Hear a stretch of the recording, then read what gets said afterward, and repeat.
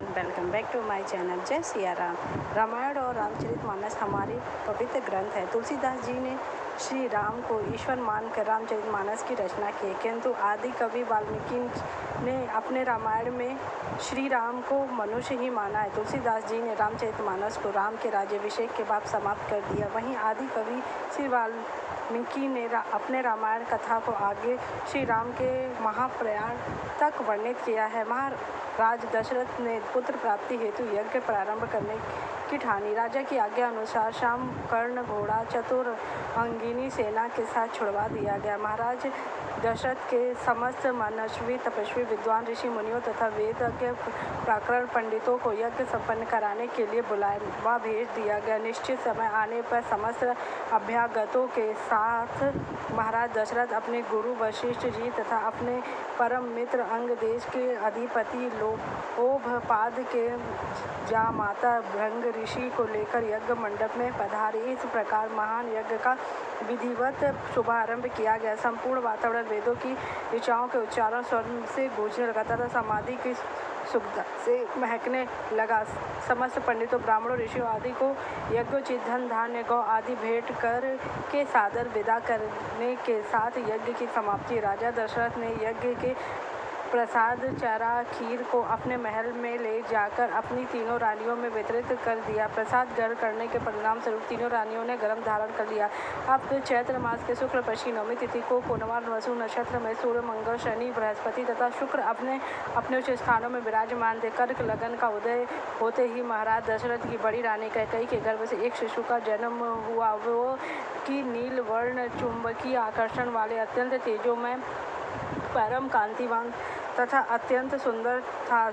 उस शिशु को देखने वाले देखते रह जाते थे। इसके पश्चात शुभ नक्षत्र में शुभ घड़ी में महारानी कैकेयी के एक तथा सुमित्रा ने 2 पुत्रों को जन्म दिया। संपूर्ण राज्य में आनंद मनाया जाने लगा। महाराज के 7 पुत्रों के जन्म के उल्लास में गंधर्व गान करने लगे और अप्सराएं नृत्य करने लगी। देवता अपने विमानों में बैठकर पुष्प वर्षा करने लगे। महाराज ने उन्मुक्त हस्त से राजद्वार पर आए भाट चारण तथा आशीर्वाद देने वाले ब्राह्मणों और याचकों को दान दक्षिणा दी। पुरस्कार में प्रजाजनों को धन धान तथा दरबारियों को आभूषण प्रदान किए गए। चारों पुत्रों का नामकरण संस्कार महर्षि वशिष्ठ के द्वारा किया गया तथा उनके नाम रामचंद्र भरत लक्ष्मण और शत्रुघ्न रखे गए। आयु बढ़ाने के साथ ही रामचंद्र गुणों में भी अपने भाइयों से आगे बढ़ने तथा प्रजा में अत्यंत लोकप्रिय होने लगे। अंत में अत्यंत विलक्षण प्रतिभा थी, जिसके परिणाम से अल्प काल में ही वे समस्त विषयों में पारंगत होने सभी प्रकार के अस्त्र शस्त्र को चलाने तथा हाथी घोड़ा एवं सभी प्रकार के वाहनों की सवारी उन्हें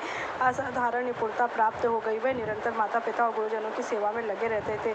उनका अनुसरण से 3 भाई भी करते थे। गुरुजनों के प्रति जितनी श्रद्धा भक्ति इन चारों भाइयों में थी, उतनी ही उनमें परंपरा प्रेम और सौंदर्य भी था। महाराज दशरथ का हृदय अपने चारों पुत्रों को देखकर गर्व और आनंद से भर जाता था। रामनवमी के दिन पूजा का विशेष महत्व होता है।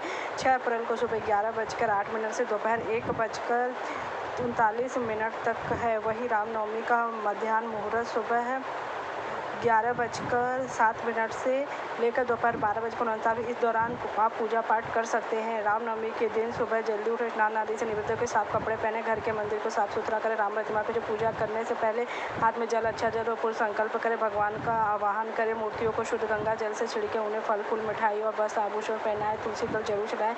पूजा में तुलसी दल जरूर शामिल किया जाता है।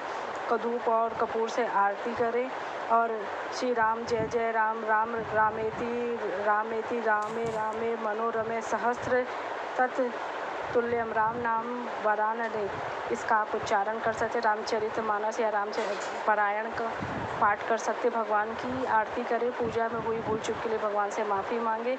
ओम श्री जय जय राम राम रामेति रामेति रमे रामे मनोरमे सहस्त्र नाम तत्तुल्यम राम नाम वरानने।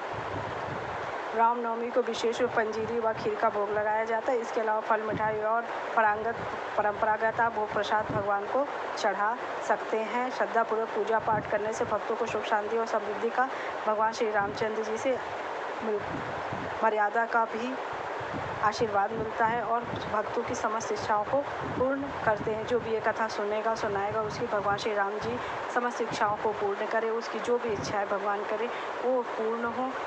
अगर आपको मेरी कथा अच्छी लगी तो मेरे चैनल को लाइक करें, सब्सक्राइब करें, शेयर करें। जय श्री राम।